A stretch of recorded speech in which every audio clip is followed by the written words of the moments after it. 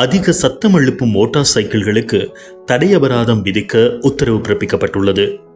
பொதுமக்களுக்கு அசௌகரியத்தை ஏற்படுத்தும் வகையில் அதிக சத்தம் எழுப்பும் சைலன்சர்கள் பொருத்தி இயக்கப்படும் மோட்டார் சைக்கிள்களுக்கு எதிராக உடனடியாக கடுமையான சட்ட நடவடிக்கை எடுக்குமாறு போலீசாருக்கு உத்தரவிடப்பட்டுள்ளது.